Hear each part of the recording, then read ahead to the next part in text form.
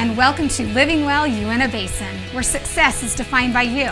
This week we had a fabulous show. We were able to attend an event called Vernal Runs for Boston, where we helped some of the participants of the Boston Marathon and also our community heal from the tragic events that occurred. And on Dish by Dish, we had some fabulous pulled pork barbecue by a local resident who's taught himself how to use a smoker, and it was great. I am a barbecue gal, and I have to say that was some good barbecue. On your way, I met up with Kat Muir, who talked to us a little bit about Boston and what it takes to qualify. She was one of the participants there this year. It was a great show, so let's go get started. All right, let's run after it, Lenny. Living Well, Uintah Basin, presented by Ashley Regional Medical Center. Also made possible by Anadarko and Uintah Recreation District. Living Well, Beyond the Couch.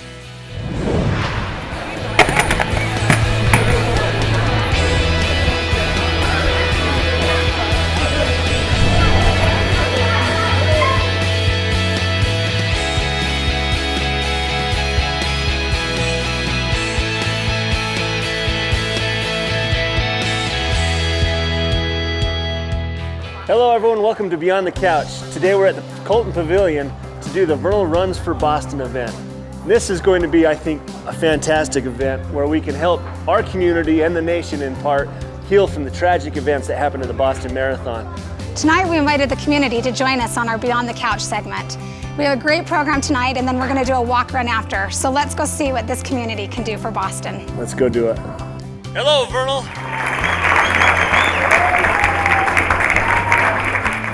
Many events have occurred in the last 10, 15 years where there keeps being attacks on the United States. There's 9/11, there's what's happened in Colorado, the elementary school kids. And every time something happened, I said to myself, I want to do something. And then time would pass and wounds would heal and I wouldn't have done anything. And Monday, the 15th happens, and it rocked my world. And I was reading an article by Jay Busby from Yahoo Sports, but I want to read the part to you that moved me, and hopefully it touches you in a similar fashion. And he goes on and on about a marathon, and he says in one of the sections about how if you finish a marathon, and those of you that have know what we're talking about, towards the end, every emotion hits you, and usually it's tears at the finish line.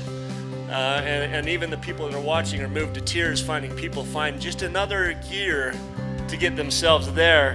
And then he goes on to say about road races that they are our grand unifying sporting events. As athletes, we won't get anywhere near the World Series or Augusta, but all it takes to join in the grand community of runners is a desire to get up off the couch. And that's what we need now. Get up off the couch, go for a run or a stroll or a walk. Whatever. Think about the people in Boston who pushed themselves to the limit or cheered on those who did.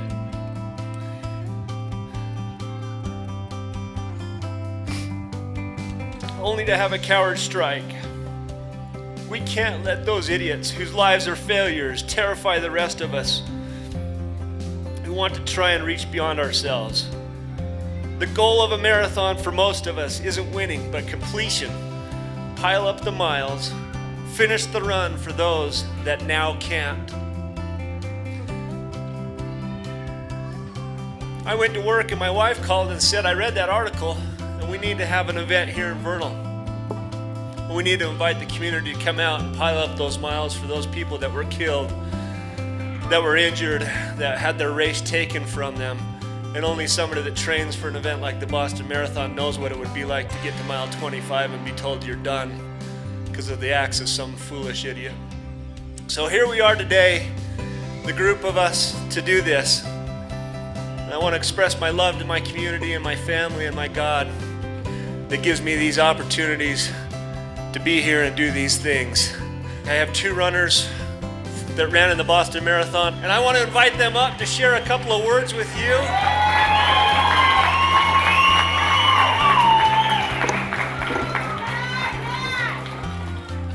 First of all, I have to say running the Boston Marathon was one of the best experiences of my life. Totally awesome, worth going for. But really, with all the tragic events events that happen. I just hope that nobody fills their heart with anger, and that they get out there and they support all their local events, and they make goals to maybe try and get to the Boston one day. It's such an achievement. And that's all I really have to say, is Boston's just worth going for. So.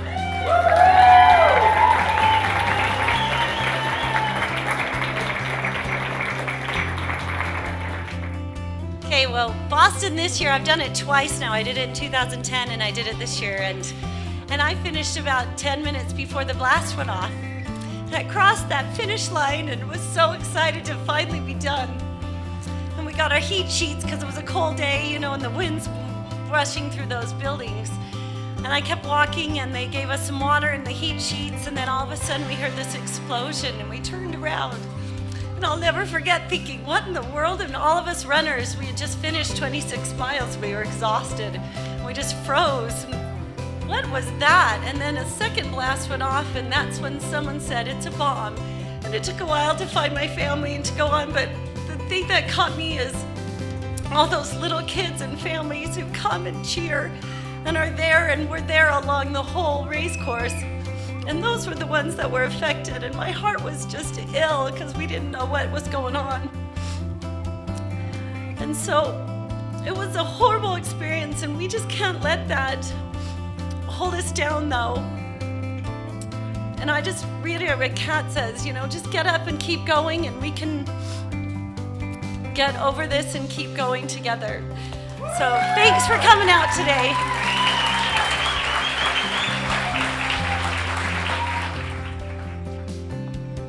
All right, well, I don't know about you guys. I'm sorry, I'm really emotional. But I've had enough of hearing about the bombers. I don't care what their life was. I don't care who they were. Tonight is not about them.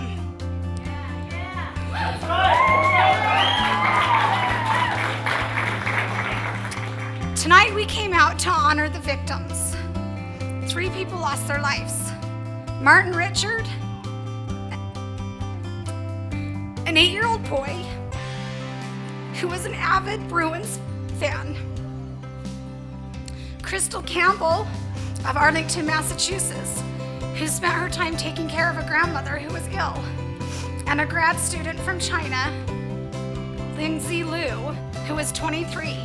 And then later in the week, an MIT officer, Sean Collier, who lost his life. Tonight we want to offer a moment of silence for the victims. I've read a lot of articles, like they said earlier, of people that were half a mile away from the finish line, a mile away. They trained for months, and they were never able to cross that finish line.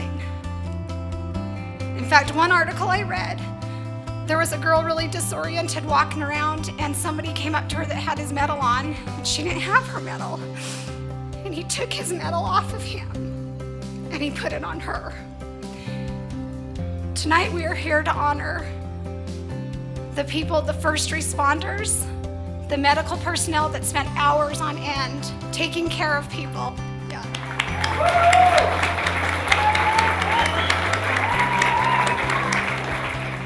Saving their lives, the policemen who have spent hours and hours tracking these, as Mark called them, idiots, down. We want to give a big thanks to them.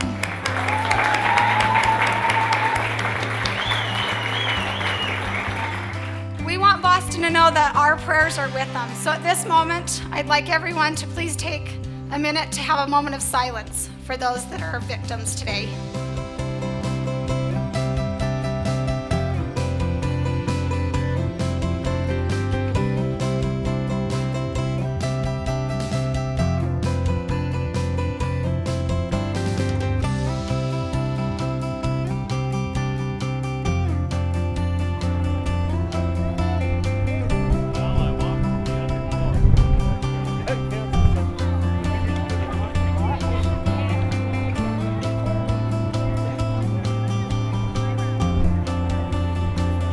Well, to be honest, I kind of got teared up over it.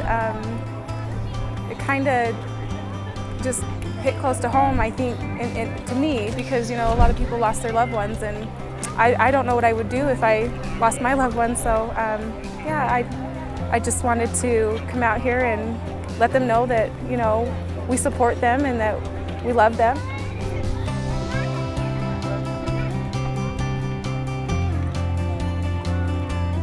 I'm a runner, my daughter's a runner, my husband is somewhat of a runner, and one of my girlfriends was in Boston.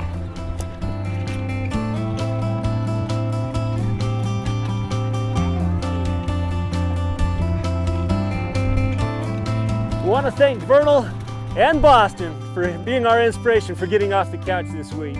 We love you guys. Thanks for joining us on this week's program. Go Boston!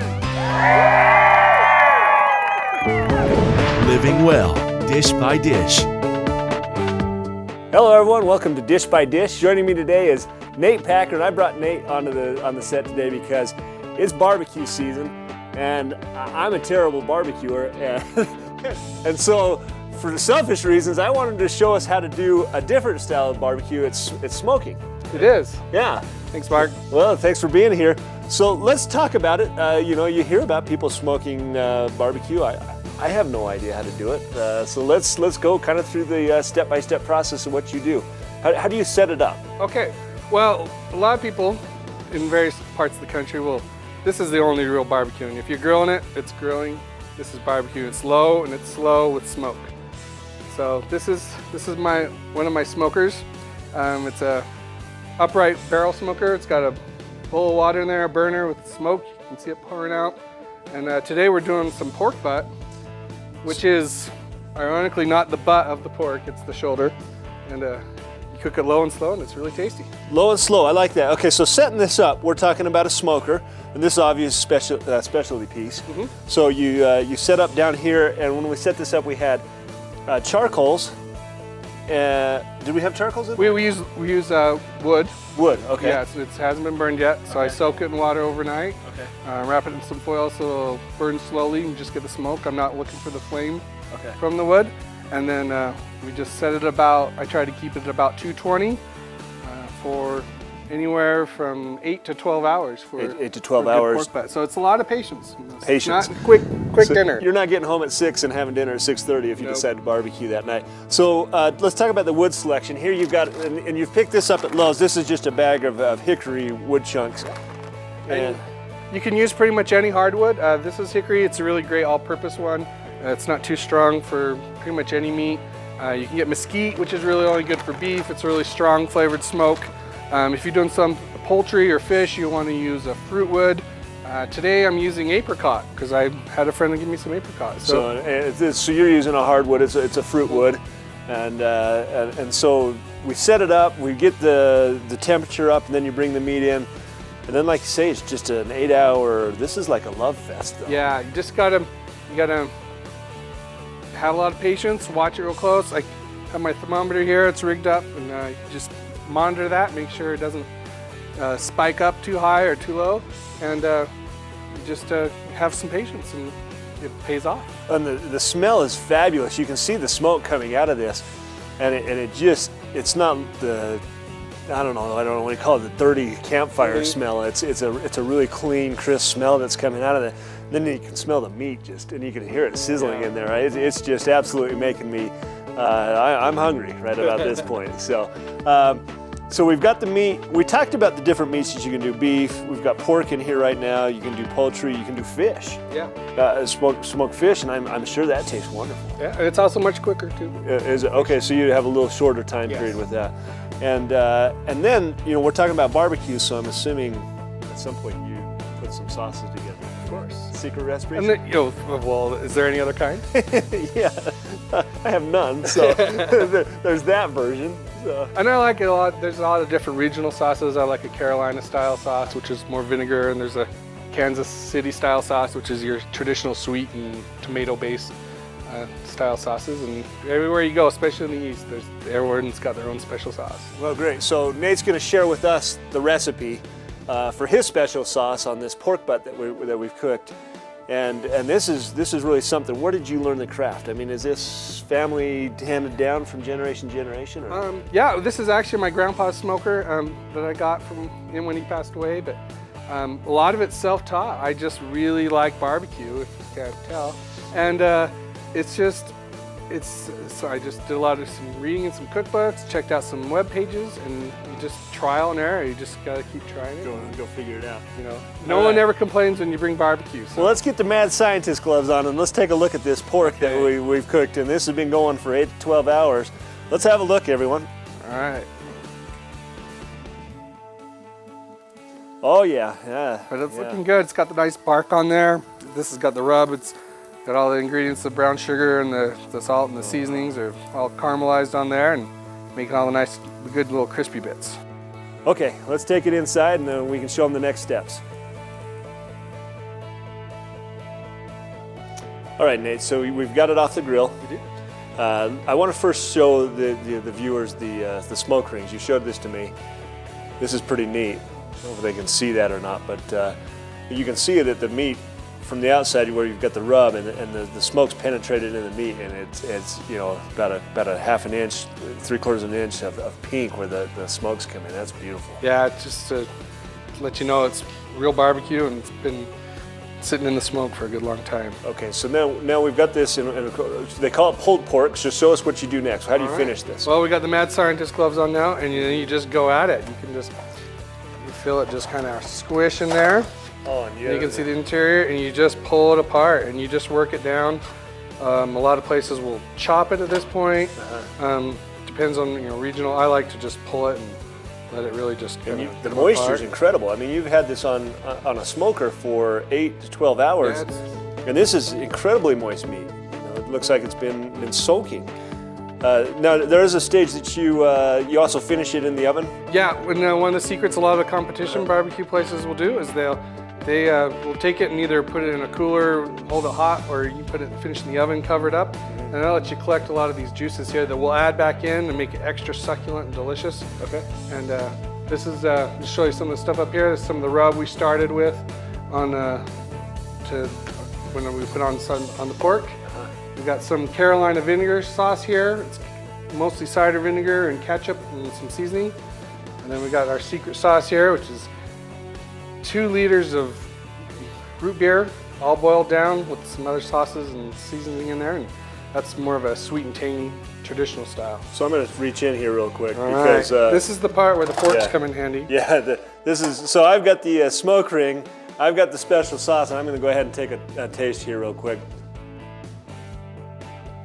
Man, I've got to tell you right now, this is incredible. I mean, I know I'm hungry already. It's a long day after work, but that is a very special sauce, and this meat tastes wonderful. Well, thanks for coming on the show. It's a beautiful slice of meat. It's an art form, more than cooking, I enjoy it. And you're talented at it. So, anyway, thanks, Mark. Thanks for joining us on Dish by Dish.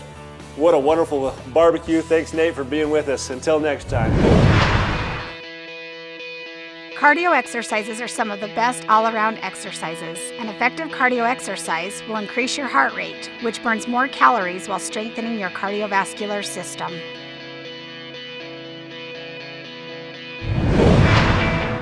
Living well, your way. This is probably one of my most favorite segments of our show. It's a way for us to find out what it is that you guys do that is a great accomplishment. We asked Kat Muir to join us on our show today. She just completed running the Boston Marathon.